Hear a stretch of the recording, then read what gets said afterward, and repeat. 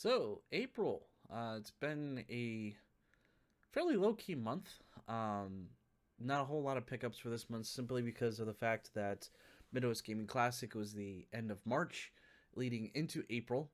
And that's kind of where a lot of my funds ended up going to, was just the experience of that for the year.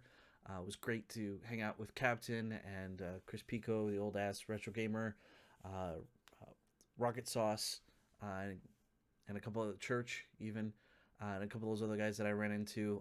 If I missed you, I'm sorry. If, again, it was crowded this year. It was really difficult to actually look for people or keep an eye out for people. But there was a couple deals then. That's in the last video. So this month was kind of low key. There was one big purchase that I made this month, or last month, I should say, since today is the 1st of May. We're going to start with the Sadiator. And this little device here is an ODE, or optical disc emulator, that works in the Sega Saturn. Uh, Basically, my whole idea was because I'm worried about the laser running out in my Saturn. It still works for the time being. This allows me to still keep that thing intact and not have to remove it or go like a Finrare or other alternative ODEs. This just simply plugs right into the back of the Saturn, and I can play the games that I currently have and some of the English translated games. It's easy setup, real simple. The only caveat that I've actually found is that you do have to have a battery or fresh battery inside of your Saturn. And I actually have mine sitting here as an example. So this guy goes right here in the back side. There's this little slot here that slides right into. You can see the battery right here on the inside. This is normally where a video CD card would go. But I don't have any games that really utilize that. So this slides right into that for that purpose. As a easy transition, just pops in and it clicks in there. And this thing also works with the Action Replay. So the Action Replay basically becomes the 2 meg card for like games like Street Fighter and the other Capcom games that utilize that. But then you can see here on the inside, I still have the laser inside, so I can still use physical discs if I wish to.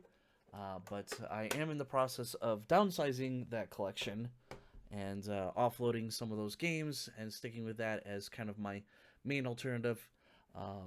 Just so if I feel the itch to actually play those games again, I'm not completely losing out. And it kind of saves me money in the long run, since I'm trying to kind of get away from collecting Saturn games just because of all the crazy prices that keep going up, and focusing more on imports that I haven't been able to experience and haven't been ported over here to the US, or work on those type of systems. So super happy about that. That was kind of the big purchase.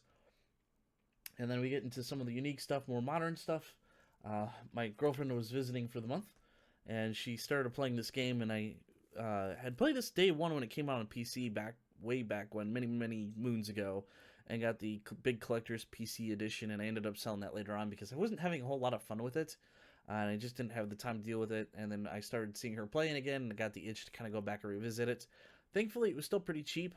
This is on the Xbox One. It's the Diablo 3 Eternal Collection. So I'm going to go back and see, if I still am interested in it. I don't know if I'm going to hold on to it or not, if I'm not. But I figured I'd give it another shot. It was super cheap anyway. So we'll see how it goes with that. And then I also got the other one. This is one that I showed in the last video, but I was on Switch. I got the PS4 version of Chicago, a shoot 'em up game that PlayAsia reprinted for a second time in limited quantities for the PS4. So I'll probably end up selling my Switch version and just sticking with this one because this is the version that I originally had wanted, and they were sold out at the time, and then they came back with a second print. So there's that. Speaking of shooters, I also got Castle Shikigami 2 on the Switch. I don't know if this is actually coming to the West or not. This is multi-language, so it does include English on the cartridge. The only difference is, compared to the PS2 version, it does not have English voice acting. But that I don't really care about. I just was never able to really experience the game. And I didn't want to go hunt down a copy on the PS2 since I rarely play my PS2. So I figured, well, if I get the Switch version, see how I like it, may go and stay in the collection, may not. It is a shoot 'em up, so who knows? But I just thought it was cool that that was coming out on the Switch, so I ended up just grabbing a copy. And again, those were fairly cheap. I think that was only like $30 plus like $7 shipping. So, and then lastly, Strictly Limited released the Breakers collection, another one I kind of regret buying on the Switch. Should have gotten on the PS4. But I have the original Breakers game that was ported over to the Dreamcast. I had some fun with it. I figured this one includes the sequel for the Neo Geo, so I figured why not? I'll pick it up. Pretty art on the backside. Along with that, I also got this metal plate, and Strictly Limited sometimes releases these metal plates just for like $10 extra. And I really liked, since I liked the art, I figured, well, it'd be kind of cool to have somewhere on a small little holder or something just to kind of show off the art with the game next to it or something. So I thought that was pretty cool. I'm glad that it came because last few times from Strictly Limited, I tried to buy some of their metal plates. It didn't work out well. For some reason or another, shipping to the US, it wouldn't allow it. But for whatever reason, this one went through and it arrived with it, which I thought was pretty cool. So I think the two last games, one of them was like the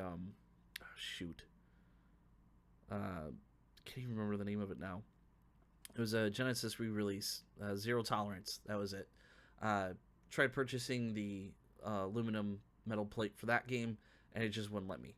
It ended up taking it out of my cart, said we can't ship it to the U.S. Some other weird reason, and I was like, I don't understand. But yeah, so super happy I got that, and that's pretty much it for April. May, it will be probably a slow month. I'll probably end up skipping over May, just because I don't really foresee any games coming out. If anything, June will be a big month with a lot of other shoot 'em ups coming out. Looking forward to grabbing Batsugan, which will be coming out on PS4 and Switch, which is the Saturn tribute, I believe, of that game. I actually tried it out on the Satiator and really had fun with that. Really enjoyed that arcade game, so looking forward to seeing how that comes out on consoles. But that's really about it. Short, sweet, right to the point. So we'll end it there for now. As always, thank you for watching. I will see you next time.